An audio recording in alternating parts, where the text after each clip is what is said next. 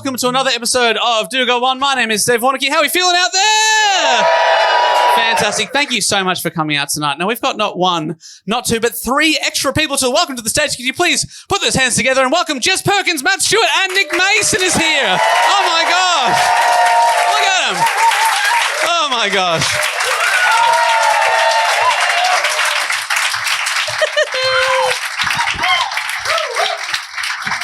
Matt was walking out first, and then you said my name, and he panicked. I don't want everyone to think I'm Jeff. God, do you think some people haven't seen us before? Yeah, it's a common mistake. Has anyone heard but not seen us before? I've sat already. Oh, thank God. It wasn't too soon. Wasn't that big of a deal? Somebody then? has to do it Thank you, first. Jess. Thank you. I feel good now. Great, look, we're in a beard sandwich, Jess.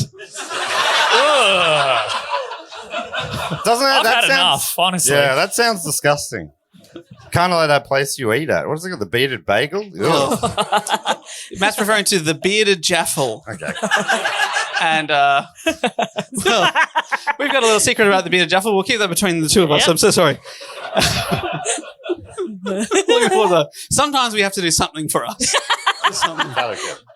Great. Nick Mason, so good to have you, the fourth Beatle, back on the program. How you feeling? It's wonderful to be here. Just one more canonical episode. We're up to you guys have done like 8 episodes in the last 10 years. And it's 8 episodes in 8 years? Is that about Dave, right? can I just jump in there? The fourth Beatle is Ringo. That's the fifth Beatle, Meso.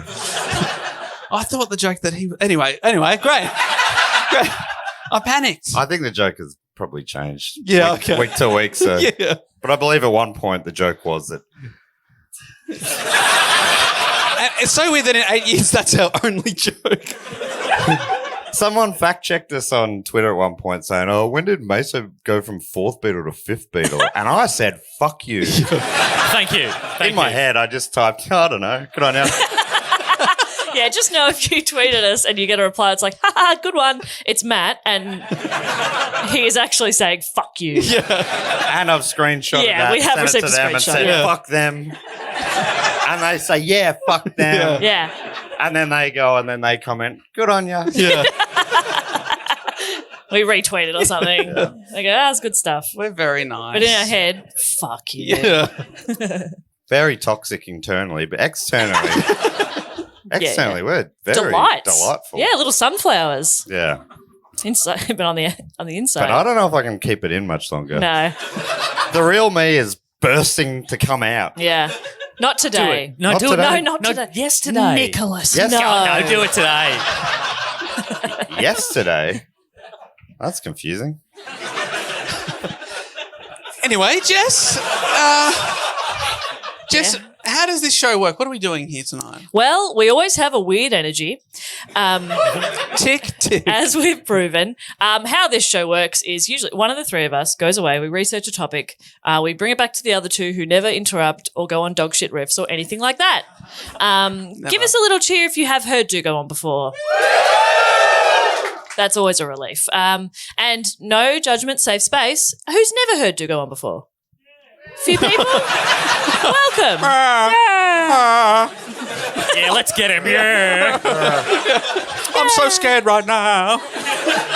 Well, welcome. I've emerged from under my mushroom to come and visit the big city for the first time. Yeah. Got him. I've just double checked. Is it the huge man here that you're making fun of? Oh, my God. No. The much smaller man in his left. And I'm also going to leave. So, out the back. And David, it's your turn to bore us. Do a report. Jesus Christ. All right. Yes, not today. Sorry. Dave, it's your turn to Thank you. enthrall us with some knowledge and fun. Yes, prepare to be enthralled. We always start with a question to get us on the topic. Here is the question. We're sitting very close to I each know other. it's very... I've never felt closer to you. Like physically. Physically. Yeah. Emotionally, oh my God. The chasm has never been I know, wider. it's ridiculous. Who are you? If there are any couples counsellors in the audience, please leave a card at the end of the show. We need help. Question? Okay. What job has been held by 45 different men? My lover. Nice. That's good. Hell yeah. Jess, they're going with a comically low number. Good one. But this might apply to your lover as well. 4 of whom have won the Nobel Peace Prize. Yes. Well done. And is commonly referred to as the most powerful. US president? It is the President of the United States of America, man. That's so funny that they've won the peace thing. Didn't Hitler won it as well, though, didn't he? No. Am I right in saying Hitler won the peace prize? I think he has not won the Peace Prize. What are you talking about? I think he's comically someone, they later said, I was only joking, nominated him, I believe, or said we should put him That's up funny. there. That is funny. That's a good bit. But he has been Time Person of the Year. And he was People Magazine's world's sexiest man. At least once. Yeah. Yeah, that's a fact.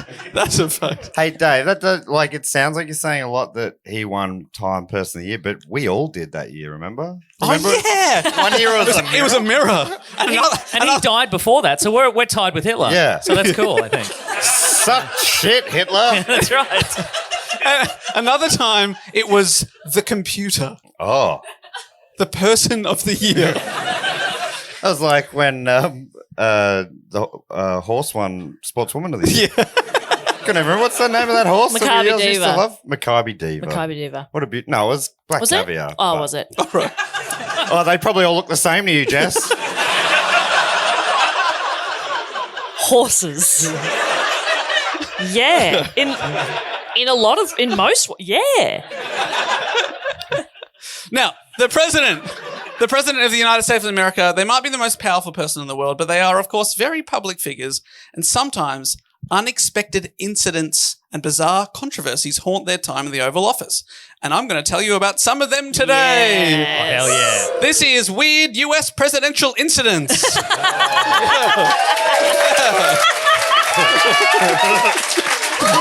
You were right to applaud. Oh, man. Our Crowd audience, is going wild for edutainment right Yeah. now. This is so good. Our audience are the biggest pack of dorks. I love it Love you. so We love you all. much. Woo! Let's learn! Yeah. Hey, Jess, can I just clarify? When you said they're all a pack of dogs, are you talking to that huge man there? He doesn't scare me. I could leg press him You could. in a fight. Yeah. I would just need him to cooperate while I set up the apparatus. Get on top of me. No, not like that. Oh, I got a number 46. And they were only paid ones, weren't they? There's been a lot of, unpaid interns and whatnot. Yeah. That was a fun reaction from them. Yeah. They're dorks, but they're usually pretty on the money. That was a worthwhile reaction, I think. Both Dave and Jess had made that same joke already, and you laughed. I made it in a more clever way, using a word that maybe some of you hadn't heard before, intern. Pretty clever. That's 2 syllables, but... Yeah. And that was what turned you on me? I like how Matt's become the villain of this episode. Yeah. I'm loving it, This actually. is a glimpse into his solo show. He goes, "Oh, too clever for you, was it?" After every joke. Matt Stewart in That Deserved More. I saw it last week. You're fantastic. You're Thanks absolutely so much. fantastic. All But right, very I don't- defensive. And also, but probably a little rough on Sren calling it a solo show, but well, he didn't yell at me, so I don't remember anything of that. Okay, I love anything referred to as the something incident, and there's a bunch of those on this episode. So let's get into it. We'll start our story with Jimmy Carter. oh my God, is this about a rabbit? Yes. I wrote a report on this last night for my sleep podcast. You're kidding. Let's see how it works. For people who don't know, I do a show now that's meant to put people to sleep, and this... And now people are here, love. And this- Hopefully laughing. Oh, my God. This is a topic I wrote one on last Oh, night. here we go. Well, the most boring thing you could think of. Yes. Yeah. To be honest, I think it's going to fright people awake. It's freaky. Yeah. But before we get there, Do you want to tell it or do you want me to tell it? Isn't that weird? That's so weird, That is man. weird. That's so weird. I- no I- one's even suggested this and that. I just came across it. I never heard of it before last night. Oh, my God. Or, a week before that. But still, I thought last night would sound more impressive. Obviously, I didn't there was a process that I had to go through to select the topic. Yeah. And that took something like a week. But, basically last night. Yeah. God. Okay, Oh. Jimmy Carter. Let me tell. There's a bit of a run up to it as well. You probably didn't have this bit. No. He doesn't have the most typical presidential background. He joined the U.S. Navy's submarine service. Come on. What have you written? Pause for Jess. For you, my big friend, I think submarines are silly. Yeah. I don't hate them. I just think they're a bit silly. Why do you have to go underwater? Well, he did, but he gave up his military service to save the family peanut farm. I'm really glad you said farm. I got to protect the peanut. That peanut's been in my family for generations. The Peanut Man then became governor of Georgia in 1971, but people were surprised when a few years later he announced his bid to become US president, as no one really knew who he was outside of Georgia. You're still talking about Jimmy Carter, not the Peanut. Not the Peanut. It's not The Peanut a Man. man that appears in your nightmares, the Peanut Man. Terrifying man. Carter won the Democratic nomination and narrowly defeated the incumbent Republican Party President Gerald Ford in the 1976 presidential election, and he did things a little differently, being nicknamed Jimmy Cardigan. A nickname he received after he wore an unbuttoned beige cardigan instead of a suit jacket just 2 weeks after being sworn in as president. Jimmy Cardigan. This is a loose unit. What a guy. Beige too, the most cardigan-y of the cardigans. I would never live it down. I would be out of there. Isn't it amazing how American politics has changed? Like, Trump could literally say, fuck your mum to a journalist, and they'd be like, okay. But back then, someone's wearing a cardigan, and they're like, scandal. Yeah, that's right. And it became his nickname, and I got distracted early on with this report and did a bit of a deep dive and found what is now my 5th favourite Wikipedia page, which is a list of nicknames of presidents of the United States. Ooh. Just to recap, the list is now number 1, list of inventors killed by their own inventions. Number 2, Sexually active popes. sexually active popes. Number 3, churches in Antarctica.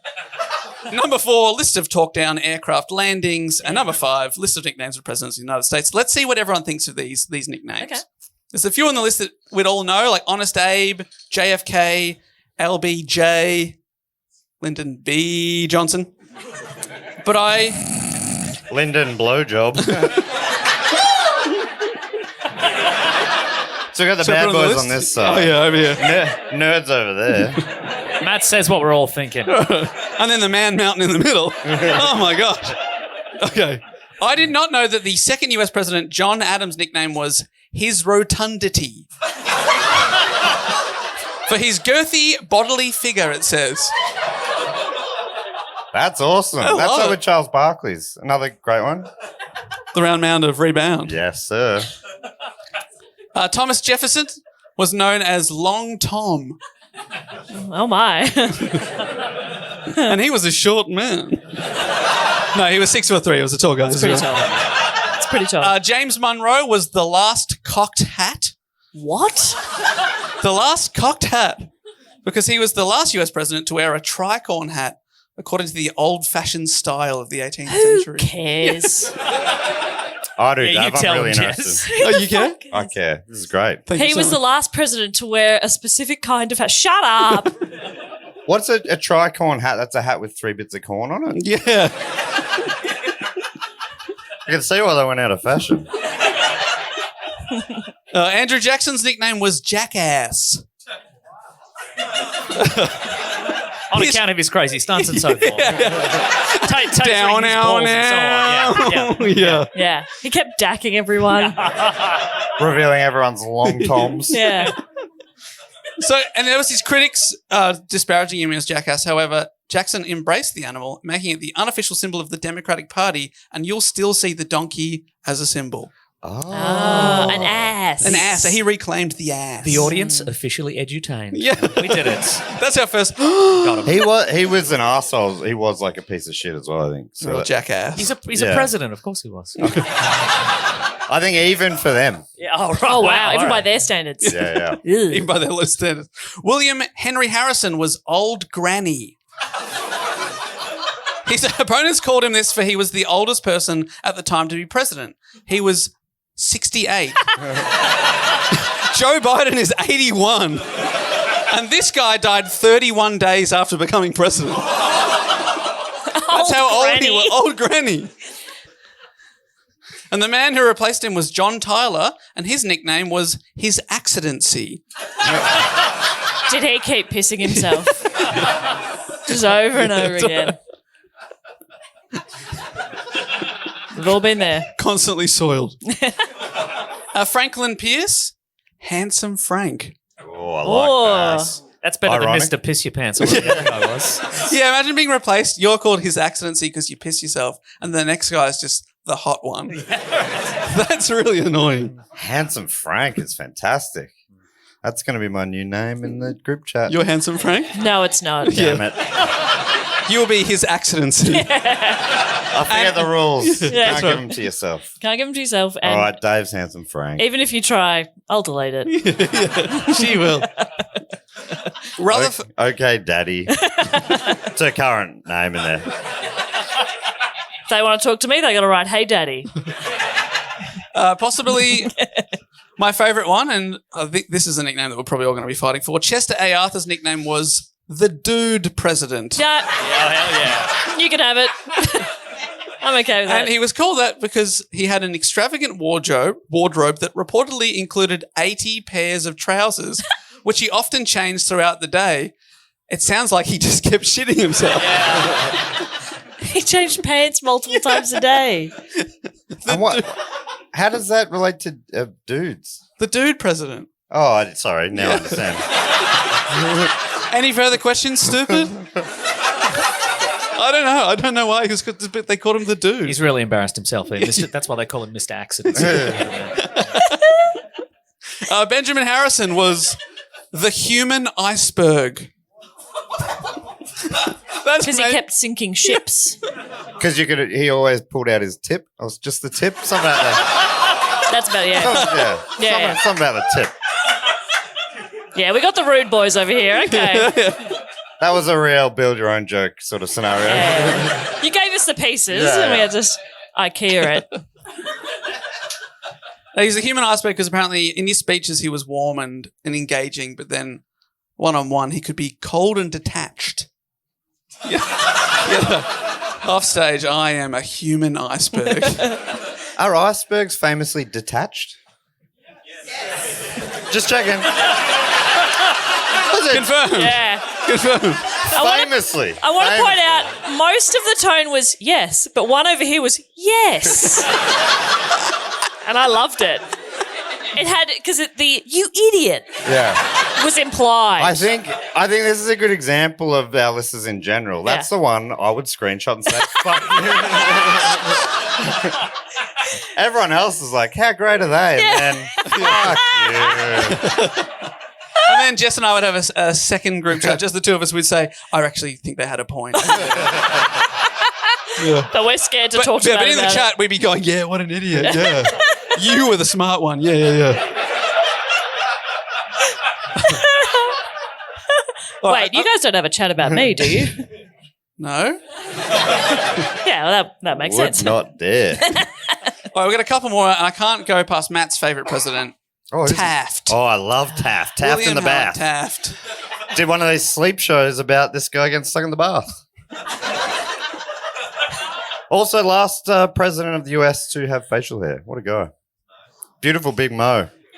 This guy, if the name wasn't already taken, he could have been the Rotunda or whatever. Well, take your pick. There's a few options for Taft. There's Big Bill, Big Chief, Oh, not bad. Yeah, bit patronising. Big Lub, Okay.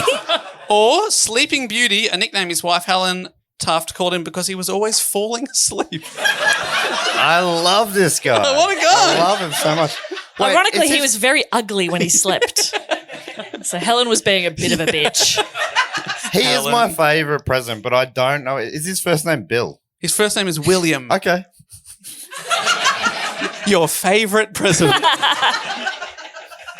Until you said that, I'd forgotten all about him, but yeah. Definitely rings some bells. Taft. Taft in the bath. Fun to say. We got two more. I couldn't go past Woodrow Wilson, Oh, when the wind blows. nickname Coiner of Weasel Words.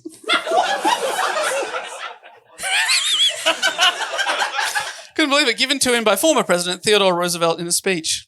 And then everyone was like, yeah, he's the coiner of weasel words. That's accurate. I don't. Yeah, okay, yeah. You can't have a nickname that goes that long, I don't think. Yeah, You just call him the Weasel. Yeah. That's Yeah. fine. yeah. Corner of Weasel words. Fuck off. Yeah. Fuck off. Honestly, that makes me hate Roosevelt. Shut up. You better get ready to get absolutely rinsed in the group chat. Roosevelt. And then Jess and I are in a separate chat saying, actually, we thought you had a point. Yeah. He is a coiner of weasel words. And finally, Calvin Coolidge, a.k.a. Cautious Cal, Silent Cal, or Cool Cal. Oh, Cool Cal makes sense because he was part of the reason why air conditioning was invented. It's true. He got shot. He was assassinated, and they were trying to keep him alive in the heat. So engineers from the army came in and they brought refrigeration and ice and big fans to blow through his hospital room, kind of inventing air conditioning. Yeah. Oh my God. Did you know that, Mason? Did not know that, no. The punchline on this is going to be incredible, though, as well. This is great. He's wound it up. He's wound up the pitch. And this is going to be, I cannot wait. And then he's going to turn it around. Yeah. Meso, this is a serious show. Oh. Dave and I started this show and then invited our second and third and fourth. Fuck of it. To add a bit of humour, but Dave and I are here just to let people know about the things we've learnt. If you want to make that funny, great. That's a bonus. But I'll work on it at the end. I'll come up with something. We'll have something. We'll build towards something. Yeah, Yeah, we'll towards something. Okay, great. Everyone look forward to the big finish. Okay. But back to Jimmy Carter again, a.k.a. Jimmy Carter. Now, before he became president, he promised to do something none of his predecessors would. And it's all because of an incident that happened in 1969. Nice. He saw a UFO. We'll put the X-Files theme in post there. Yeah. One evening in 1969, 2 Nice. years before he became governor of Georgia, It just wasn't nice. I'll explain later, mate. Carter was preparing to give a speech at a Lions Club. Just don't read ahead. Sorry. Don't read ahead. When at about 7:15, one of the guests drew attention to a strange, bright white object, about as bright as the moon, which makes me think, is it the moon? That was about 30 degrees above the horizon to the west of where they were standing. According to Fox, he described a ball of light that changed size, brightness, and colour over a period of 10 to 12 minutes. He didn't hear anything coming from it, no whirl of a helicopter or buzz of an engine. It could not be explained. Could be a silent disco.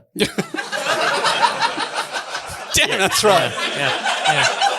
was everyone wearing headphones that were lighting up? Yeah. Was it really kind of obnoxious and they were walking down the street? Yeah. Yeah. And they were sort of looking at everyone like, "Ugh." Yeah. Yeah, like, ugh. Yeah, exactly, yeah. Like the first time you saw it, you went, that's a bit of fun. Yeah. And then the 20th time, you're like, shut the fuck up. Yeah.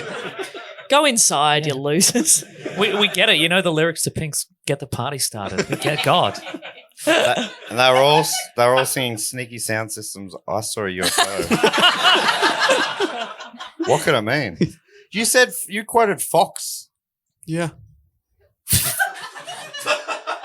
Like, I might have missed the setup, but is that Mulder? Yeah. So this does go. This is a real one. This Goes all the way to the is top. a real one. Bloody hell.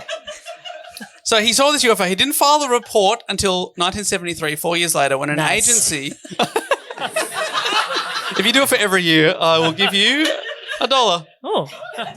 When an agency called the International UFO Bureau sent him a form to fill out. Sometimes there's little barriers to making a report like that, and sometimes it's just not having the right form. Yeah, the Yeah. form. You go, oh, yeah, because I For filled the this out. IUFOB. The IUFOB.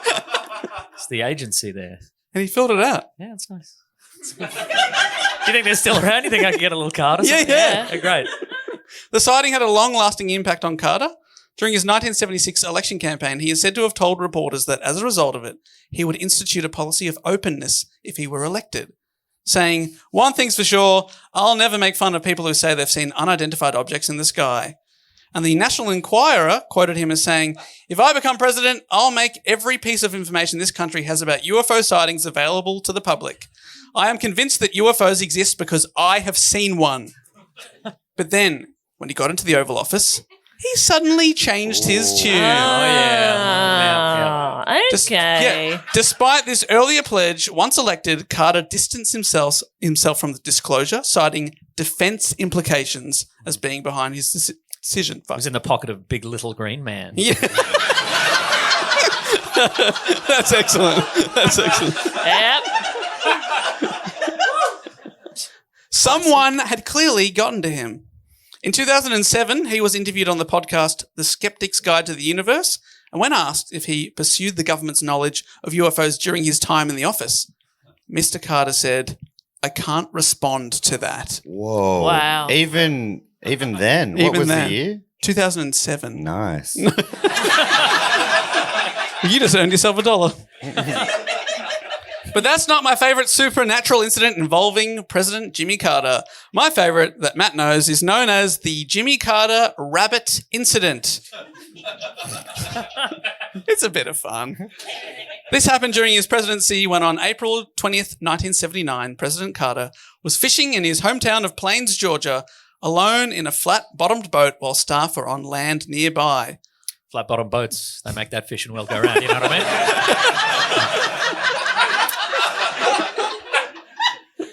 Thank you. I'll be going now. I like flat-bottom boats and I cannot lie. It's sort of the same. It's mostly the same, yeah. Slightly less good. Jess, you got one? No. Carter later recalled the incident. "I was fishing one afternoon and a rabbit was being chased by hounds. He jumped in the water and swam toward my boat.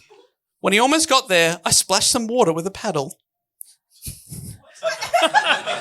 To deter the rabbit. Yeah, fuck off. Get out of here. Get your own boat. Yeah, come on, I'm Get president. your own flat-bottom boat. I'm your president. I'm fishing. Yeah. You're scaring away my fish. So Can that's rabbits swim? Well, when Carter returned to his office, his staff did not believe his story, saying rabbits could not swim and that one would never approach a person threateningly in a boat. They basically told the president, "You are full of shit." They can swim though. So I saw a video recently. Their ears go into swim mode. You seen that? That's cute as shit. Yeah. Love that. Yeah. Well, his aides did not believe him. According to Carter, his press secretary jokingly, this is Jody Powell, jokingly shared the rabbit story with members of the press one night at a bar, and it became a news story. The Washington Post ran the headline, "President Attacked by Rabbit," on the front page. That's a big news week, isn't it? Yeah. A lot going on. He was mocked in the media about being attacked by a killer rabbit, and he was ridiculed in cartoons, and novelty songs were written about the incident. Oh my gosh. And the story persisted for more than a week. It would not go away. Trying to get on top of the incident and prove that it actually happened, because everyone was like, "That did not happen, Mr. President." The White House released a photo that a White House photographer had happened to take of the rabbit swimming towards the president.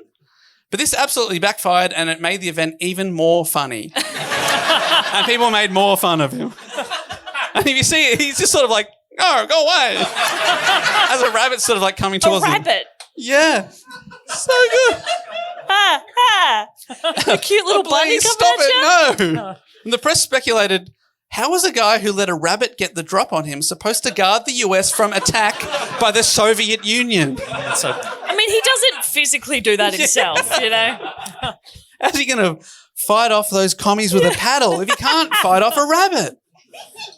Which, of course, like, the rabbit just kept swimming. It wasn't coming at all. No. So, like, it's very weird that he basically lost the presidency because of this. Yeah. They took it off him. They said, "You can't be president." No. I can't believe his aides didn't believe him either. Aides, you'd think, wouldn't get a worse rap. Now they're not even believing their own president. Yeah, they're supposed to just be a room full of yes people. Come on. They didn't even believe it. WNYC writes that of all the crises that President Carter faced in 1979, the incident crystallized an emerging sense that Carter was a man in over his head. He lost the next election 18 months later when Ronald Reagan beat him in a landslide. Can he blame the killer rabbit? I think a little bit. Yeah. I think Reagan bit a rabbit's head off on stage just to prove he was the bigger man, and he was. He was. Yeah. It was actually gnarly. It was like so cool. gnarly. That's right. We skip through Ronald Reagan mostly because I'm scared of him because he sounds like an absolute terrifying man, to George H.W. Bush, who had been Reagan's vice president. This is George Bush Sr. My favorite thing I learned about him is he hated broccoli and spoke out against... Yeah, boo. Yeah. Big broccoli fans in tonight. He spoke out against the vegetable on many occasions.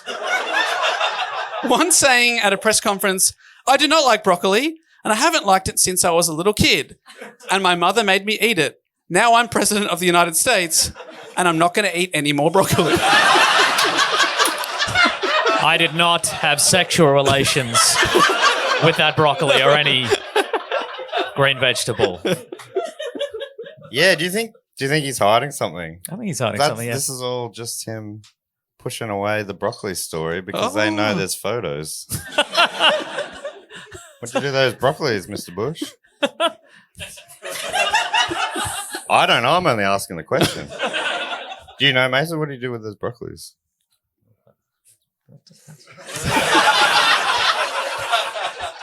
Hey, your silence says more than words ever could.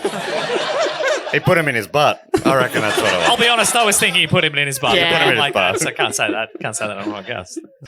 George H.W. He started the new year of 1992 with a 12-day trade-focused trip to Asia and the Pacific. And on the 8th of January, he played a doubles tennis match with US Ambassador to Japan, Michael Armacost, against the Emperor of Japan, Akihito, and his son, Crown Prince Naruhito. The Emperor and the Crown Prince won. Oh. Of course they did. That evening, Bush and his wife Barbara attended a state event for 135 diplomats held at the Japanese Prime Minister's residence. As the guest of honor, President Bush sat next to the Japanese Prime Minister, Kiichi Miyazawa. The president was scheduled to give some remarks during the dinner, but between the second and third courses, he began to feel slightly unwell. He suddenly slumped to his left and projectile vomited into the Japanese Prime Minister's lap before fully passing out while seated at the table. He sort of goes like this, and then he's out. First Lady Barbara Bush held a napkin to her husband's mouth until the Secret Service took over, picking him up and lying him down on the floor. And of course, there was a bit of panic that the president might have been poisoned, or worse, made to eat broccoli. He could have been allergic to tennis. Yeah. Might have been. Yeah. Could have been the tennis. Allergic to losing. Yeah. But Bush regained consciousness on the floor and quipped to his personal doctor, Burton Lee, who had rushed over, saying, "Roll me under the table until the dinner's over." I didn't realize he's a funny guy. He's a funny guy. That's pretty good recovery. Yeah, that's good. And you'll be pleased to know there's a video on YouTube of the entire incident called, and I'm serious, it's called George H.W. Bush Vomits, highest quality, restored. Oh, they've upscaled that with AI, so you know it's going to be good. We'll be able to see the little bits of carrots. And... You can zoom. Certainly not broccoli. Yeah, you can see what he had. It has almost 1 million views. And one of the top comments is, and I definitely like this comment, "Thanks for the upgrade!" ! I posted my old VHS dub 15 years ago, and for years it was the only public copy. Great to see important history preserved. So you can, it's forever. Full HD. It's in the History Museum next to the Declaration of Independence. Just an old tube TV playing the video on loop. Over and over again. And again, I wonder if he did a tricorn spew. The last president to do so. That's why his nickname is Tricorn Spew President. You all go, that's why. We've all been calling him that. we never knew why. Again, the event, it's known as the George Bush vomiting incident. It was reported on in the media like a lot. parodied on Saturday Night Live and all the US talk shows. But quickly, Bush recovered, and doctors later attributed the incident to a case of acute gastro. He was sick, yeah? Yeah. That guy has a fun energy. And it was a big deal in Japan where the president had vomited all over their prime minister. According to the Encyclopedia of Political Communication, It was a bit crook. yeah, It was crook what he done there. It's no good. Luckily, it was actually the highest honour you can bestow on someone in that scenario. So, Well, his Not a other lot of people know option that. was go the other way and vomit on his wife, but then he'd never bloody hear the end of that, would he? doesn't have to go to bed with Yeah. the Japanese. At least the dude. Prime Minister would be like, polite about it to your face. Like, oh, it's all right, mate. You're obviously not well, but your wife would be like, you fucking dog. So I think you made the right call. Never vomit feminist- on your wife. Just as a feminist of the show, I got to say, all wives aren't the same. Some wives would be like, "Thank you so much." Yeah. That's true. Okay. New rule, not never vomit on your wife. Check in with your wife's preferences around vomit and proceed accordingly. Yeah. Thank you for correcting me on that. It's important. That's why we have him. in Japan, so it was a big incident in Japan. The Japanese phrase "bushu suru" was coined, which means to do the bush thing, or quote unquote bushing it. So if you just have a bit of a vom on someone, you've just done the You've bush done a thing. bush. You've done a bush. Yeah. Both President Bush lost his bid for re-election later that year, and the following year, Japanese Prime Minister Miyazawa resigned in 1993 after losing a vote of no confidence. Was it because of the vomit? Yeah. Maybe. I don't want a Prime Minister that's been vomited on.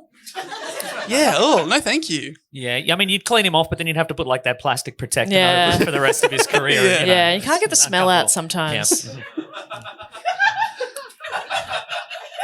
This Like is a an exa- couch, like an old couch. Yeah, like carpet in a primary school corridor. For example.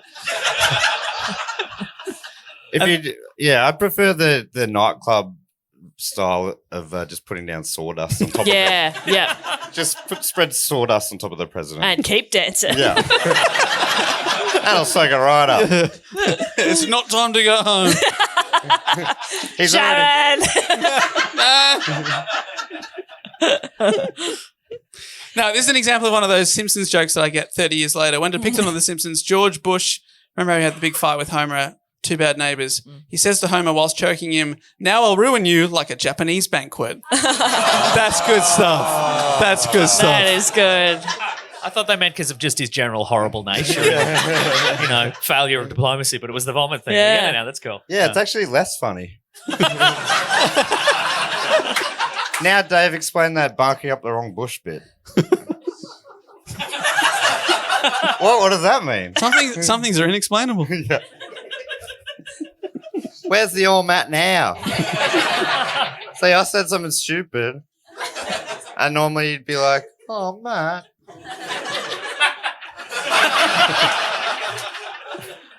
Listeners George, at home, Matt gave the root finger to the audience. George H.W. lost the 1992 presidential election to Bill Clinton, who was Oh. inaugurated in January 1993. Obviously, we can skip over him because he had nothing. So, I'm going to talk about the most controversial thing that happened to him. Oh my gosh. I'm talking about in May of 1993 when he was in the media for all the wrong reasons, Bill Clinton's hairgate. Yeah, I'm going there. I am going there. Can you believe it? I can't. A lot of these live shows are quite like a pantomime. And it's fun. Oh no, Bill Clinton's hair's behind you. The media reported that. Again, this is another huge media story. The media reported that Bill Clinton was aboard Air Force One on May 13 at LA International Airport when a Belgian-American hairstylist called Christoph boarded the plane. It's so good. To give him a haircut, and not a cheap cut either. There are reports that Christoph haircuts cost US $200 back in 1993. So this wasn't the guy down the barber college. No, Christoph no. giving him this. Yeah, this is the Christoph. You know, Christoph, we've all heard of him. As the president received this haircut, 2 runways at one of the world's busiest airports were shut down for an hour on account of the president's plane standing on the tarmac. Incoming flights were delayed, people were hours late, and when the media got wind of this, the public were furious. It was front page news for the New York Times, the Los Angeles Times, and the Boston Globe. The Washington Post said it was the most famous haircut since Samson's. That's pretty good. And it was, That's pretty good. and it was referred to as the most expensive haircut in history. Wow. Imagine being late for a meeting and being like, sorry, I'm late. The president was getting a haircut. It's the most expensive haircut in history. Did they put 24 karat gold dandruff? Yeah. That's how they do it. Just rub it through. Yeah. No benefit. No benefit at all. No. But it looks fucking so cool when he scratches his head and like all this gold shit comes off. Communications Director George Stephanopoulos came under fire at multiple news press conferences, and they just kept asking about the hair. There's another Simpsons one. Any questions? Keeping in mind I've already explained the hair. George Bush? Maybe. Anyway, the only problem was that this whole story was bullshit. He did get a haircut from Christoph whilst on Air Force One at the airport, but the delays were all made up. And it's been debunked on Snopes.com, which says virtually none of the still often repeated details of Hairgate were true. By the end of the following month, news sources such as Newsday had already obtained and reported on Federal Aviation Administration records documenting that the haircut, they could just call it haircut, it's the haircut, caused no significant delays or regularly scheduled passenger flights, no circling planes, no traffic jams on the runways. And when this came out, the media went silent and most of them did not address an update. So that's Really? why a lot of people still think it happened. That doesn't sound like the media. But the damage was done and Hairgate solidified an opinion in some quarters of Clinton's out-of-touch excesses. He was forced to leave the Oval Office just 8 short years later. Can you because of Hairgate? Some might say that, but mostly because he had served 2 full terms and the 22nd Amendment states that no person shall be elected to the office of president more than twice. But still, I'm sure. I believe I it was reckon if he Hairgate. didn't have that haircut, they would have bent the rules just a little bit. He could have got 12, you know? Yeah. The incident was good for one person. Christoph greatly increased his fame as a stylist. You can still go visit him in the Hollywood Hills, I believe. But Just for a chat or what? Go visit him? Yeah. He's a very friendly man. Christoph is such a good name. Yeah. Christoph. I don't know. I know nothing about him, but I trust him to cut my hair. And I trust nearly no one to do that. I take very good care of my hair. I honestly haven't let anyone cut it apart from myself for years. Nothing but the best for you. Yeah. The story of Hairgate actually did introduce me to my 6th favourite Wikipedia page, which is List of Gate Scandals and Controversies. Ooh. Since Watergate, nearly anything vaguely scandalous has been labelled the something gate. And Hairgate's on there, you better believe. The list also includes Donut Gate. In July 2015, singer Ariana Grande was observed on video in California licking unpurchased donuts and stating, "I hate Americans. I hate America. That's disgusting." I totally missed that story. Do you remember that? No. There you go. Did you look into that at all? Is that true? Yeah, I think there's video footage of it.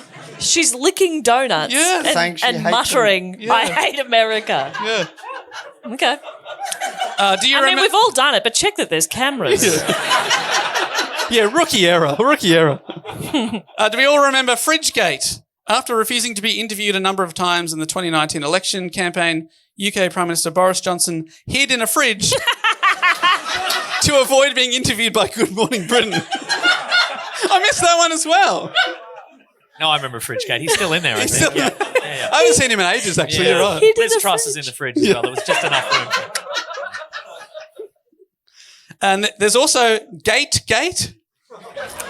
a UK political row when Andrew Mitchell, who's an MP, allegedly called a policeman a pleb after he was asked to use another gate to leave Downing Street on his bicycle. And then this is from the wiki page, it writes, "This gate scandal is noteworthy for actually involving a gate." Oh, hell yeah. I think That's why Wiki's so good. I love that. I would have called it Plebgate. I think they just Yeah. desperately wanted to have a gate. Plebgate's fun. Yeah, Plebgate, yeah. Imagine that. Just sorry, sir, if you could just use a different gate. Oh, you pleb. It's a bit of an overreaction. I think he had to step down to over Gate. The page also says that another scandal named Gate, there's two gates, take your pick here, involved Scottish footballer Ross McCormack claiming that he was unable to attend Aston Villa training due to his electric gate at his home not functioning. It is believed that his manager, Steve Bruce, travelled to his house to measure his fence. The fence was only 4'6" high, and Bruce was furious that he didn't jump the fence to come to training. And he was like penalised by the club and basically never played for Aston Villa again. That's not a very high gate. No. I can't get out. I'm stuck. Can't. Bruce, I'm stuck. I can see over it. It's only up to my belly button. I can't get out. I have to stay home and play Xbox. I really want to Is be there a any training. But What controversy? is he, a okay. sim? Is there any controversy I want to come about to there training, being but two they've gates? taken the ladder out of the Gate. pool. Oh, we're going to do two pods at Sorry, once. there was some crosstalk there. Yeah. I did have the thought a while ago I should stop talking, so I think that pretty much confirmed it. Well, we've got time for one final incident involving Bill Clinton's successor, George W. Bush. Yeah. Oh, Again, I have no idea what that wonderful man could have done. Exactly. 2 terms, he just sailed through Yeah. perfectly, never Really- made a gaffe. Really purely well on spoken. merits. Yeah. Got in there, yeah. Exactly. Yeah.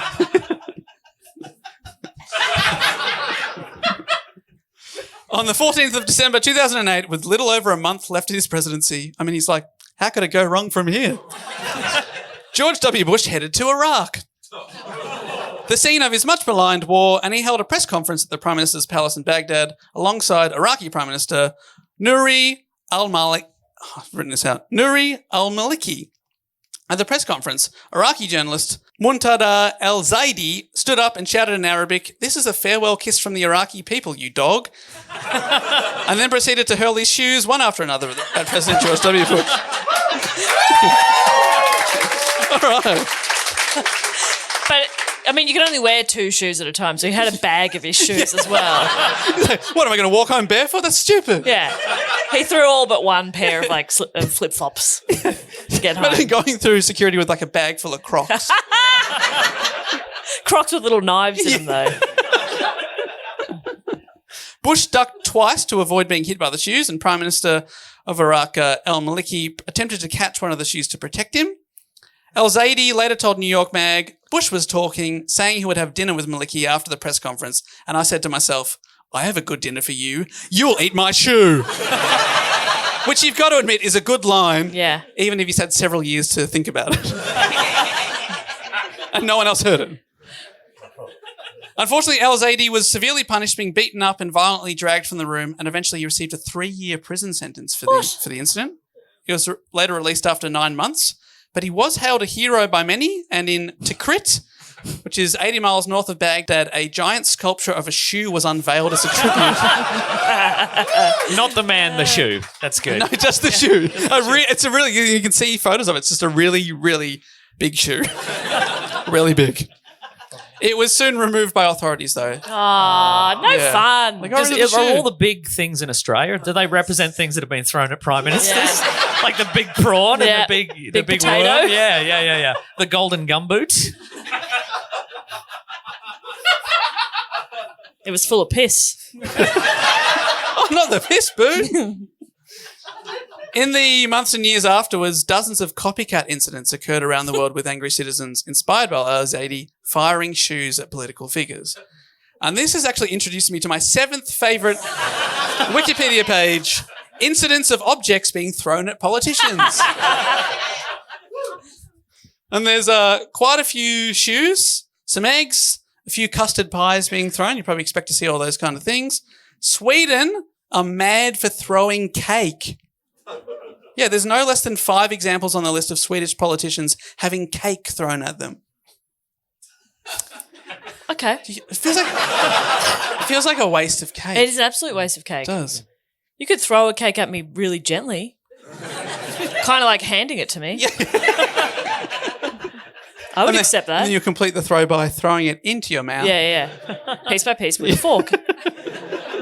Oh, stop it. Oh, no, red velvet, my favourite. Oh, no. Oh, And then as a tribute, would unveil a giant cake. we got her. We got it. Some are quite violent. In Italy in 2009, a souvenir cathedral was thrown at Prime Minister Silvio Berlusconi, causing damage to his nose and teeth. A It's a cathedral. little cathedral. I think it was the little Duomo. Like a model of it. Someone just pegged it at his face. Yeah. What's coming at me from the distance? A Lego Sistine Chapel. Oh my god.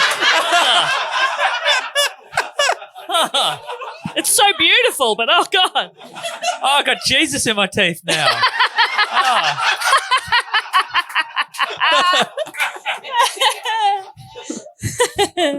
That's got to be the quote of the pod, right there.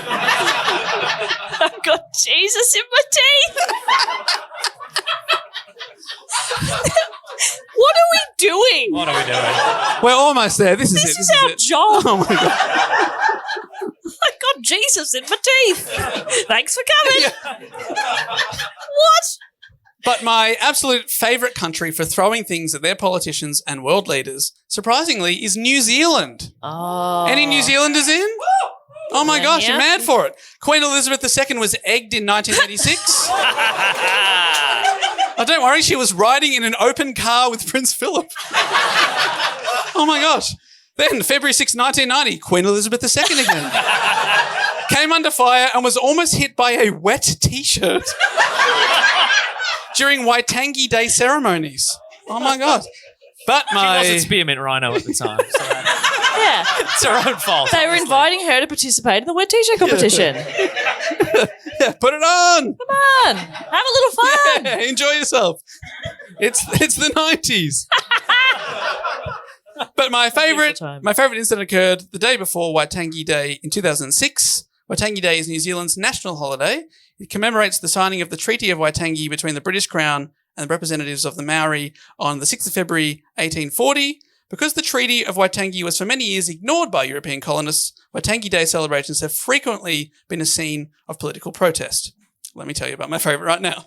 The 12th of February 2016, New Zealand had just signed the 12-nation Trans-Pacific Partnership, the trade agreement which had been widely criticised by Maori people as undermining the self-determination guaranteed to them by the Treaty of Waitangi.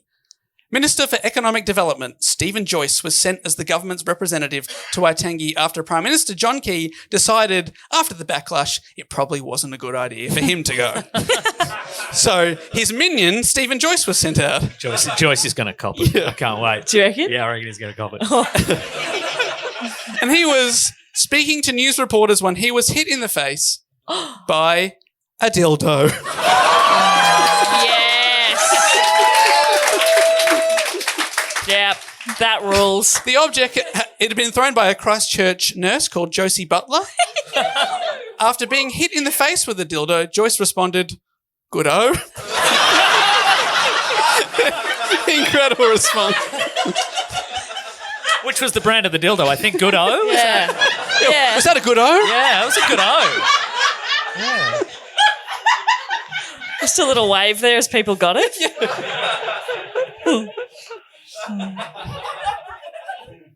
Josie Butler was arrested but released without charge. She later explained that she was concerned about the TPP's effect on the cost of medication for her patients. The significance of the dildo was not explained.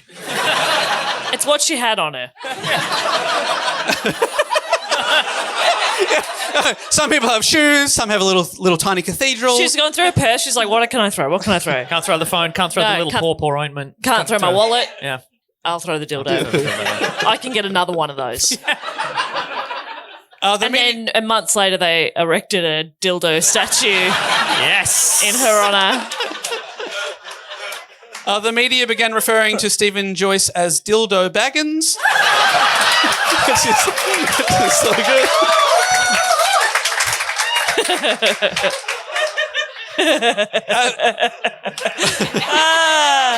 Sometimes people restore your faith in humanity. That's one of the times where I'm like, I'm proud to be a human. We actually kind of rule. And then most of the time I'm like, we are the worst. But Dildo Baggins really saves it. Joyce did seem to have a pretty good sense of humour about the incident. At the time, comedian and host of Last Week Tonight, John Oliver, was frequently making fun of New Zealand politicians. And soon after the incident, Joyce tweeted, "All right, someone send the GIF over to John Oliver so we can get it over with." And Oliver saw that and responded with an extravagant segment on his show featuring a redesigned New Zealand flag brandished by Sir Peter Jackson, which had the face of Joyce and the dildo on it. And then a rain of dildos performed in giant dildo costumes and a choir singing about the incident to the tune of Hallelujah. And he responded on Twitter, "Well, that was actually pretty funny."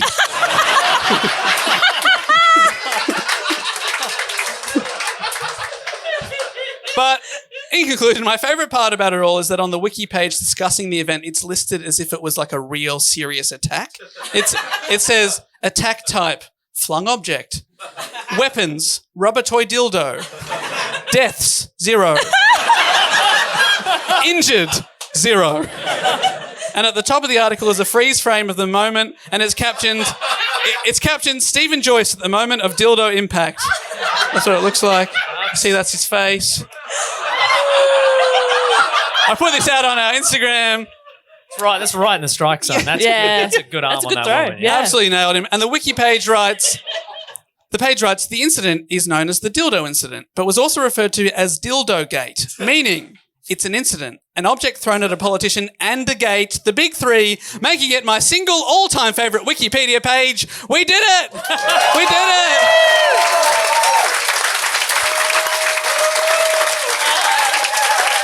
That's it. That's it.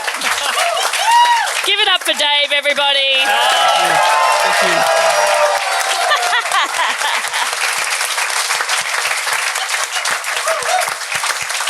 That's so funny. A bit of fun. I'm glad you had a picture because I needed the image. I was like, I need to know what colour it is. Oh, yeah. Yeah, I imagined purple for some reason. too! But, right? Yeah. What the fuck? It should be purple. Wow. It's got a purple tinge. No, don't give us false hope, No. Dave. Don't do that. It's pink. Yeah. God, how much did I talk? That's pink, mate. Yeah, okay. You're right. You're just talking about the tip being a slightly different colour. Yeah. I thought there was something for everyone there, but okay. No. Oh, that This just is Mandela effect. I think. Yeah. That's cool. Well We're done, all from a Dave. universe where it was purple. Yeah. A Man better dildo universe. effect. that's good stuff. Welcome back, Matt Stewart. That's good stuff. We got to get out of here because there's another show in here after this, and it's us. Yeah. Thank you so much. I believe we do have to clear the room to reset for the next show. So I'm afraid even if you are coming to the next one, if you go upstairs, grab a drink, hang out, and then we'll open the doors about 15 minutes before the next one. Mm-hmm. But thank you so much for coming and being on the show, Nick Mason. Well, thank you. Give it up for Nick Mason. Of course.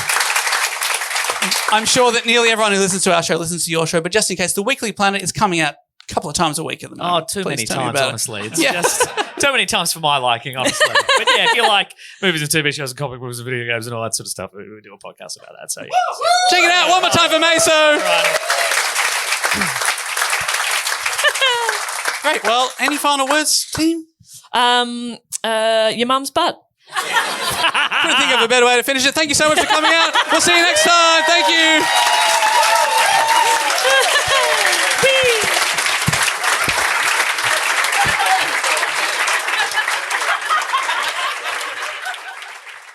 Hey, we're back in the studio. We've said goodbye and farewell to Meso. We gave him a big hug. We said, you bloody nailed that, sir. We gave him a How little- fun was he? Little pat on the bum. Oh, he's so funny. He's so funny. So funny. Every time It took me way mouth, too you're like, long. Yep. Oh my God. That is so appropriate on this episode when I was talking over Meso all day. But to have just talked over you then. But yeah, it took me way too long to figure out to shut the fuck up and let Meso be You funny. were quite sick at that point. Oh yeah, right. So just the fact that you showed up, were able to sit upright and power through was impressive to us. Yeah, my head was muddled. Yes. I remember that. You were not well. But not contagious. Certainly not putting anyone at risk. That's right. It was an inside of the brain problem. And like a cold. You've washed your brain though now. That's something we didn't get it. So No. yeah. So A couple of weeks have gone past and we're good. Hey, so this brings us to everyone's favourite section of the show. Yes. Where we get to thank some of our great supporters. And if you want to be one of these supporters, go to patreon.com/dogoonpod. Some of you might have skipped through the episode, so you won't know what we're talking about. Meso was a great guest. We did a live show in Melbourne, and it was a whole lot of fun. Dave talked about presidents of America being silly. Doing funny little things. just having whoopsies. It was fun and the crowd were great and we met some great people after the show as well, which is very, very nice. So Yep. thank you to everyone that came along. We really appreciate it. So the first thing we do here, if you have signed up on patreon.com/dogoonpod, if you're on the Sydney Scheinberg level, we get to be involved in the fact, quote, or question section, which has a little jingle go something like this. Fact, quote, or question.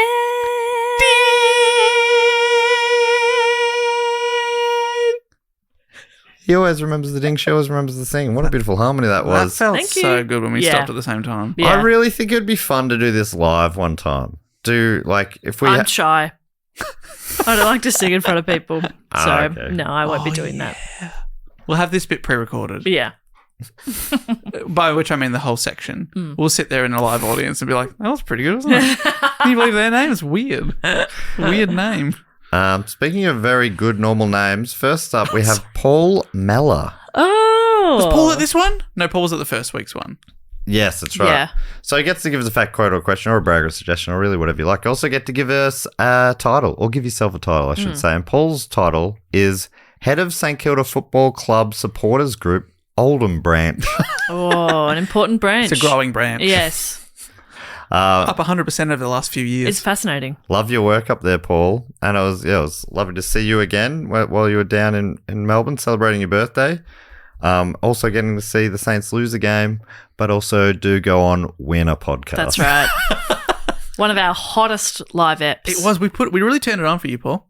And under the... I You're think welcome, Paul. You're welcome, Paul. That was for you. This might be the first one we've got here under this category because you can do fact, quote, question, brag, suggestion, anything you want. Yeah. Paul's going with thank you. Oh, I don't think we have had enough thanks. Exactly. Actually. Not enough. You know when everyone... First of many, I hope, Paul. Everyone cheered and clapped at the end of this episode? Not long enough. Not enough. Not enough. Paul writes, hi guys, I just wanted to thank you for making my big 50th holiday a trip of a lifetime. I'm 2 days back now and into work, and the last 3 weeks are a real blur. I can honestly say you guys changed my life for the better. Wow, that's very... Paul. Oh, my goodness. It is a crazy journey. It started by listening to a random podcast, Weekly Planet, and hearing Matt on there that led to me listening to Do Go On. Becoming a Saints member was my pandemic hobby. That and your live specials kept me sane. Appearing on the St Kilda episode was an absolute honour. People who listened to the 4th hour, maybe the 5th hour of that episode would have heard Paul telling us about his journey with the Saints while he was walking his dog. Whilst Wow. rambling. He was rambling. It was rambling through Oldham. What a lovely moment. To think this has led up to me to taking my family to see you live in Melbourne is another level. You guys were my daughter's first ever live comedy show too, swiftly followed by Dryer. Wow. Thanks for sparing the time to talk for the shows. Talk after the shows. Obviously, we talk during the shows. That's it's a big part of the show. During the show, we usually set aside 55 to 60 minutes for talking. Yeah. That's mean- the There's same for certainly- the Dryer. There's certainly an element of mime. There really is. Back to St Kilda. On our trip, we ended up going to visit RSEA Park in Moorabbin, which is the old home ground of Moorabbin, to see the actual 1966 trophy and caught the Saints training. We managed to get to see them play live at Marvel Stadium, which was one of the things I really wanted to experience. I guess I had the ultimate Saints experience as the team lost the game but played really well. They also won the games either side of the one we watched. This was so typical of me not to see a win. The positives are my family really enjoyed watching the game. I think I may have some company at home when I watch from now on TV. Oh, the Oldham branch is growing. Yes. I also now have to come back to see them do a win. That's right. Do a win is great. Great English. Next time you might have to come for 7 or 8 weeks. Yeah, Make sure. I see them do a win. We had a blast in Victoria, though. It was a beautiful place from city to coast to mountains, wildlife, coffee, pies, beer, and vineyards. We have it all. think we sort of do. Victoria's got a rules. Got a bit of everything. That sounded sarcastic, but I mean, I was born here, but I still live here for a reason. I do like it here. You're free to leave at any time. I could go, and I've been asked to. You've been offered jobs in other cities. And I say, no. Never. None of the above would have happened if I hadn't chosen to listen to Do Go On. So thank you for all the excellent podcasts and community it has grown. All the best, Paul. Well, thank you very much, Paul. What a lovely You're message. thanking us, but you're just saying it wouldn't have happened if you hadn't taken a chance on a podcast.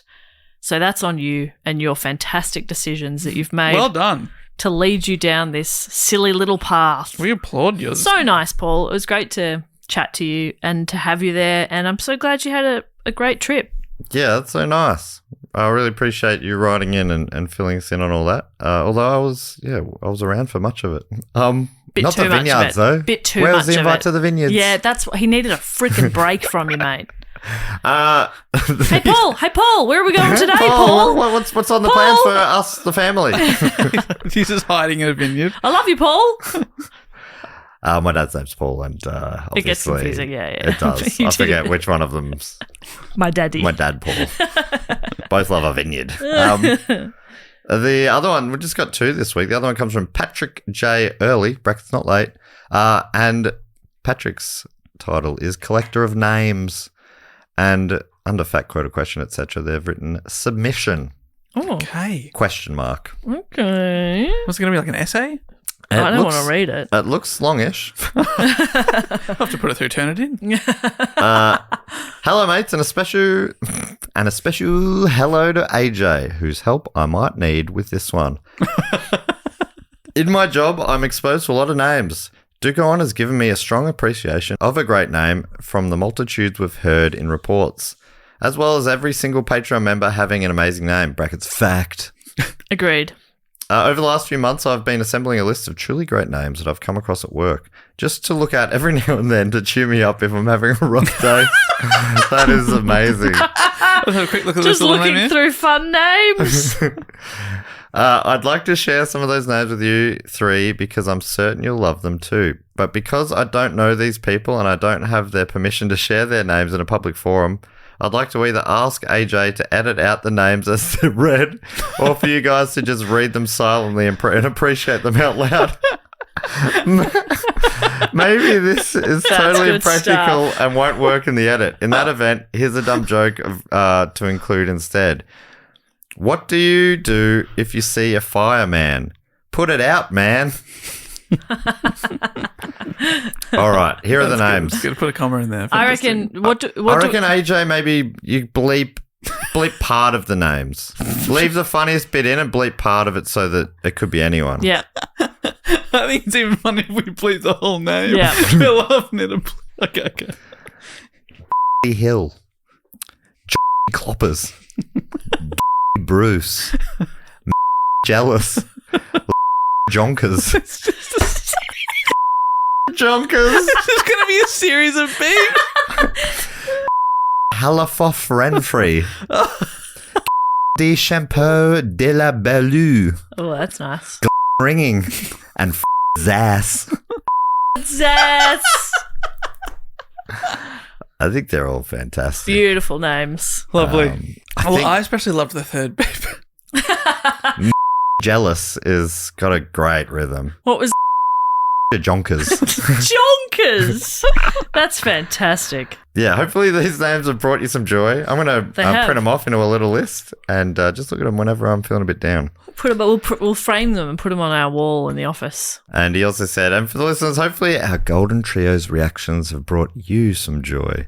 Stay safe out there, folks. I don't listen back anymore. AJ, if you just didn't edit them at all, Yeah. I won't know. I won't know, but Patrick will probably get onto us. Just one more. I just got to go back one more time. De Champeo de la Boule is pretty good. Yeah, it's very nice. And the pronunciation was fantastic. Perfect. Thank you so much to Patrick and Paul. The next thing we'd like to do is shout out to a few of our other great supporters. Jess, you normally come up with a game based on the topic at hand? Yes. So this, and obviously we're recording this at a different time, so I've forgotten everything. This was about presidential Yeah, Remember- there was the one that was attacked by the rabbit. There was Bill Clinton had a Getting haircut. expensive from haircut. Christoph. Yes, that's right. Someone like that, Yeah, Christoph. Christoph. George Bush copped a shoe. Oh yeah, something you'd throw at a president. Because there was a list of things thrown at politicians. So it could be Yeah, okay. Yeah, there was object dildo. you throw at a politician. Object they threw at a politician. All right, how about this? Just for efficiency, we did this recently, Dave, while you were away. I just read them all out and I did all the names. Matt was actually incredible. I'm no word of a lie. He just sort of closed his eyes. He just blanked out the rest of the world, and he was coming up with some great stuff. But maybe, Jess, you and I can go 1 for 1 and Dave can... Would you be up for coming up with the 9 objects? Okay, yeah. But So I understand just, what you mean. just like, well, you have your own process. But Yeah. for Matt, it was really about clearing out that busy mind of Yeah, his, yeah. shutting everything else down. Toot, toot, all that stuff was gone. Gone. Had to shut all of that out. Somebody was shooting at him. You close the freeway. Yeah. Yeah. Yeah, I'm up for that. So Okay. these are just things, Dave. Yeah. So you kick us off, Maddie. You could All throw right. at a president. Okay. Yeah. And do you want to come up with a president as well? Or just the thing? Just a thing. Yeah. Okay. Just to complicate it slightly, I'll read out the presidents in reverse order from current, and you say the thing that you're going to throw on. So, Jess, you do the name. Okay. I'll say the president. Dave, you tell us the thing. Okay. So from Tempe, I think Arizona. I assume Yeah. Arizona. It is. Tempe? Tempe? No, I think it's Tempe. You're right. I could be wrong. Is there a Tempe in Australia? Maybe. And is that what I'm thinking of? Anyway, This process is more it efficient, is- I can tell. Yeah, definitely. I'm clearing the mind. Yeah. Please thank Sue Studio. Susu Studio. And Dave, what is Sue Studio throwing at Joe Biden? I'm not sure if this is the right album, but they're throwing their signed vinyl of No Jacket Required Wow. from Phil Collins. Not sure that. Frisbeeing it. Yeah. That could really hurt. That could do some and damage. also, you're like, can I have that back? Yeah. You get That's signed. escorted out by the Secret Service and taken away to prison, but you're like, can I also have my Fabulous Phil record? Would the value go up or down after hitting a president? Oh, it'd definitely go. If you Go could up, get it yeah. back, and it's the one that hit the president, Yeah. and they didn't get hurt, but it was just an interesting thing that we all saw in the press conference. He carries around a record-shaped gash for the rest of his life, Scar. All right, who's next, Popper? Next, I would like to thank from Bald Hills in Queensland, Will Runting. Oh my God, that's a great name. Donald Trump. Donald Trump just copped a bag of onions. Oh, that's good. Full bag. That would do some damage. From Eden Prairie in Minnesota. No, we always forget. Eden Prairie, Tatum Langley. Tatum Langley. Barack Obama. Barack Obama just copped a boxing glove. Oh, that's good. Minnesota. Punching you Is that from what afar. I don't know. I Yeah, think boxing so. glove piffed. Piffed. And God, this- we don't say piffed Yeah, I enough. love piff. Bring back you said? Yeah, piffed. piffed is great. And that Tatum Langley is throwing that boxing glove. Yes. Incredible stuff. From Dulwich Hill in New South Wales, please thank Ange. Oh, it's one of our favourites here. George W. Bush. George W. Bush just copped a snorkel. Mask and snorkel. To Hit me with a snorkel once. Can't get snorkel again. What's this try? And it's still wet. It's still wet. Yeah. They've just used it. From Bellevue in New England, I'm also guessing NE? Nebraska. Nebraska, New England, Jessica. From Nebraska. New England makes sense. It's confusing Does it? because that's across a few different states. It's an Yeah. area rather than I know, I was like, that's not a state. Anyway, from I Bellevue, thought it was a state until like a year ago. Nebraska, Mary Langham. Mary Langham is hitting Bill Clinton with a fresh haircut and And a cup of sugar. Oh, neighbour. Yeah. Hey, Very neighbour. neighbourly. Have a cup of sugar on me. From Peterborough in Great Britain, Abigail Robinson. George H.W. Oh, Bush. George H.W. is copping a snowboard. Miniature. Wow. Okay, Miniature again, that snowboard. was gonna. So there was only one president between father and son. Yeah. Yeah, Really? that's funny. That's impressive. From Wynnum in Queensland, Laura Jones. I'm talking Ronald Reagan. Ronald. Ronald Reagan. Ronald Reagan is Something's getting. going to trickle down onto his head. Okay. What about a cheeseburger? But the cheese is overflowing either side of the burger. Very cheesy. And it's landed on his head. He hasn't noticed. and it's starting to trickle down Oh, Wow. melted cheese. onto the crown. Oh, That's gross. From he's London. the Burger King now. We're not doing the puns yet. Oh. From London in Great Britain, it's Luke Strollo. We're up to Jimmy Carter. Jimmy Carter. Well, Scooby Doo can do. He was also the rabbit one, wasn't he? Yeah, he was the Jimmy Carter rabbit incident, but he was actually copying not a rabbit, but a small tortoise thrown at him. But he caught God. Okay, so the tortoise is okay. it. Yeah. Jesus, that seemed like that was nearly terrible. Who throws a tortoise? A small tortoise. Who throws a shoe? Who throws a tortoise? Yeah. Yeah, I value them the same. And from Tortoise shoe. Orlando, Florida, Joey Gordon. Threw something at Gerald Ford? Gerald Ford. He copped an unopened box of Monopoly. Oh, that would be pretty heavy. Wrapped. Yeah, if it's still wrapped, Yeah. that'd be holding, yeah. That won't It's got fling all apart. the cards, the Yeah, board, that the would little hurt. pieces. If you get cups the corner of it. Yeah. Ow. Ouch. Hello, Homer. Do you like beer and nachos? So that's everyone. Thank you. Joey, Luke, Laura, Abigail, Mary, Ange, Tatum, Will, and Sue. Studio. Which I believe is not their real name. I don't believe it is, but it's pretty fun. Yeah. Looking at their email address. It's not their name. There's a lot of it's nowhere near their name. Yeah, they've got a pretty boring name. You're never going to believe it. What? It is from No Jacket Required, right record. Fantastic. You were right. I will not believe that. I was never going to will believe never that. believe that. And thank you so much to all of those great supporters. The last thing we need to do is welcome in 5 new members to the Triptych Club. Dave will explain this Succinctly? succinctly. Now, basically, this is Succinctly. this is our Theatre of the Mind, our shout-out Hall of Fame to people that have already supported the show on the shout-out level above for 3 consecutive years. And basically, we want to thank them again and enshrine them in this Hall of Fame. We welcome them in. They can grab a drink from the bar. They can go see a number of live music acts. There's pool. There's a pool. There's a spa. There's a sauna. There's whatever you want it to be. There's air hockey, but don't touch it. It's mine. Yeah, that's Jess's. Okay? Yeah. Okay? She shotgunned it. No, I've de-iced it again today because I keep freaking forgetting. He keeps putting ice on it, Well, I thought it was a mini ice hockey table. but it's air hockey, and he doesn't understand the difference between ice and air. And honestly, I'm sick of explaining it. Well, I don't understand. I know we you breathe don't. ice, right? Oh, just move on. I'm breathing. I'm I've been so breathing mad ice at all him. day. And basically, once you're in, you can never leave. Why would you want to? And no one's asked yet. And we welcome in a few new people every week. That's basically what we're going to do now. Jess, you always prepare food, drinks. What have we got behind the bar? Well, because this one was like US presidents, so I thought let's lean in, and I've made a bit of like a charcuterie grazing board out of things that are red, white, and blue. Oh, that's nice. That's really classy. So I've got like blue lolly frogs. I've got little peppers that are stuffed with blue cheese. Oh, I'd actually love that. So that's got a bit of white and blue in it. Yeah. I've got yogurt. I Yeah. just smeared some yogurt on it. For dipping? No. For slurping. I've got This is straw? tomatoes, apples, other ice cream, Green vanilla. apples? No, red apples. Oh, okay, that makes sense. Oh, okay. I've got blue Caracayo just in little shot glasses. Oh, you got the star of Big Bang Theory. Yes. That's awesome.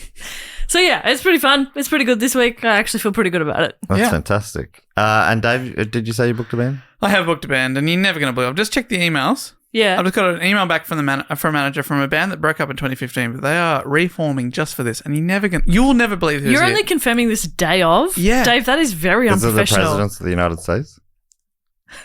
It is. It is the presidents of the United States of America, the band. Oh, Sorry, okay, not sorry. the band.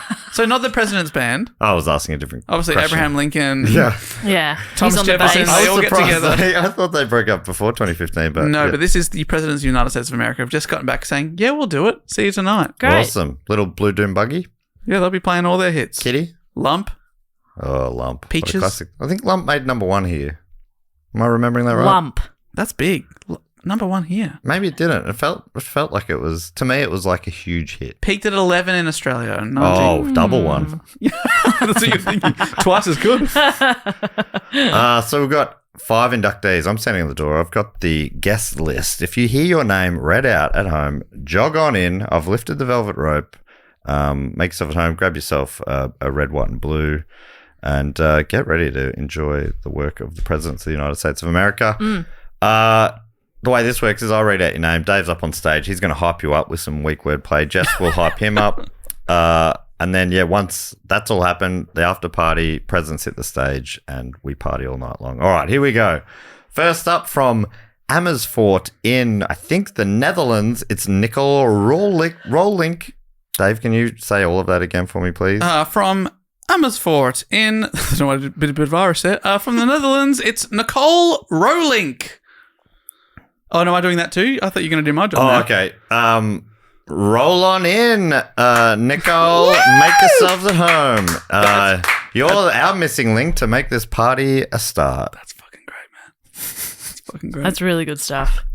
Well, let's keep it going. Now I'm confused of who's doing what. Yeah, sorry, but let's keep it going from from Pittsfield in Massachusetts, MA. It's look that up for me, just. Yep. It's Joe Martin. Hey, Joe, mart on in and have a good time. Oh, that's good. Massachusetts. Fuck. Great. You're the fact checker. I'm the hype person as well now, apparently. Okay, great.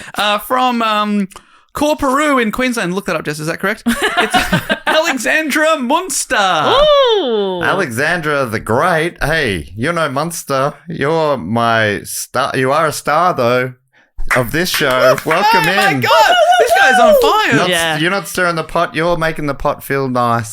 The problem is he just keeps going. But what's stirring the pot? What does that Yeah, one I don't mean? get that one. Monster. Oh, okay, great. Jesus. Okay, yeah, great. Monster. You're not Munster in the pot. Yeah, no, yep, it's good stuff. God, even Jess is thinking about that's bad.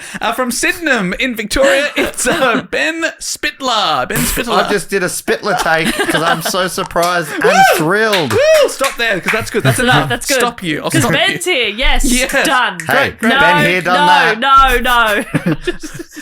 From Godstone in probably Surrey in Great Britain, it's Xander Bryce. Godstone, Xander Bryce. Yeah, you that's make me enough. feel nice. That's enough, mate. Thank you so much. Thank you again to Xander, Ben, Alexandra, Joe, Xander, have a gander. Jess, that's enough. and Nicole from the Netherlands, of course. Thank you so much. Thank you so much. Now, that brings us into the episode. Well, obviously, the presidents are about to hit the stage, so we need to wrap this up so we can enjoy that. Play Lump. We will. We will. We'll probably close with that. It's our biggest song. Fuck off. Jess, anything we need to tell people? That if you would like to suggest a topic, you can. You don't have to be a Patreon. Anybody can. There's a link in the show notes. It's also on our website, which is dogoonpod.com, which is where you can find information about live shows, tours, our other podcasts that we do, and you can find us at Do Go On Pod across all social media, baby. Hey, I can't wait to come back next week with another fantastic episode. But until then, I'll say thank you so much for listening and goodbye. Later.